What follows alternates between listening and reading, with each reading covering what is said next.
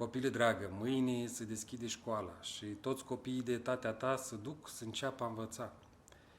Copilul numai prin învățătură se face cu minte.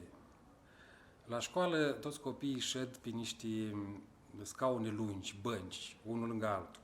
Ei nu se joacă, ci stau frumos cu ochii îndreptați spre învățători. Acesta le povestește despre mamă și tată, despre frați și surori, despre animale mari și mici, despre florile din grădină. Le spune istorii frumoase despre țară și despre bunul Dumnezeu. În timpul acesta, copiii ascultă cu mare luare aminte și să se care de care să răspundă cât mai degrabă la întrebările învățătorului.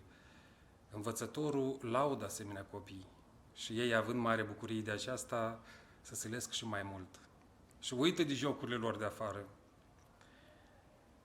Copile dragă, dacă ai plăcere, du-te la școală și vei învăța.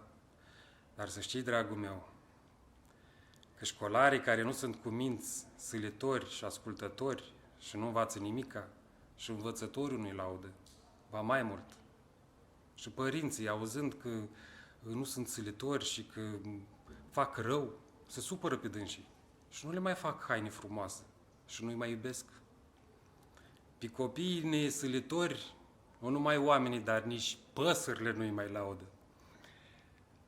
Ascultă cum dojănește cuculul pe un copil care s-a gândit el să nu se ducă la școală și să se joace afară, ca un leneș. Copilul și cuculul. Nu mă duc astăzi nici cum la clasă. Eu pot fi vesel și lângă casă. Pot să mă joc singur până de seară, chiar în grădină ca și afară. Dar oare cartea la și-mi folosește? Un copil, astfel gândind, vorbește. Și având el mai multe cărți în mână, sta lângă casă, chiar lângă grădină. Însă și cuculul lui răspunde: tu vrei aici a te ascunde?